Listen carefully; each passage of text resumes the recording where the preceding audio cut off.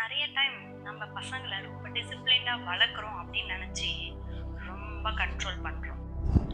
டிசிப்ளினும் கண்ட்ரோலுக்கும் என்ன டிஃப்ரென்ஸ்னு தெரியும்? நீங்கள் சொல்கிறீங்க, நான் அதை அப்படியே டிட்டோவாக நான் ஏன் இதை செய்கிறேன், எதுக்காக இதை செய்கிறேன், எனக்காக இதனால் என்ன வந்தது, அவங்களுக்கு இதனால் என்ன, ஏன் என்னை இப்படி ஃபாலோ பண்ண சொல்கிறாங்க, எந்த வித ஐடியாவும் இல்லாமல் some master is telling you are doing, master is telling you are doing. இதுக்கு பேர் கண்ட்ரோல்.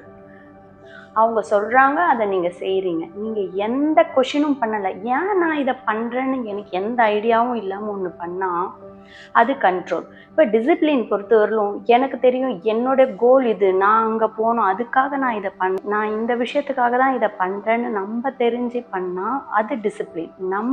நம்மளுடைய வேர்ட்ஸ் என்னவோ, நான் இத்தனை மணிக்கு எழுந்துப்பேன், நான் இந்த மாதிரி டைம் பங்க்சுவலாக மெயின்டைன் பண்ணுவேன். என்ன சொல்யூஷன்னா, நீங்கள் உங்களை கேள்வி கேட்கணும், நான் ஏன் இதை பண்ணுறேன், இது எனக்கு நிஜமாலே பிடிச்சிருக்கா, அவங்க அதை பண்ணுறாங்க அதனால் நானும் இதை பண்ணுறேன்றது நம்மளை என்றைக்குமே டேஞ்சரில் தான் கொண்டு போய் நிப்பாட்டோம்.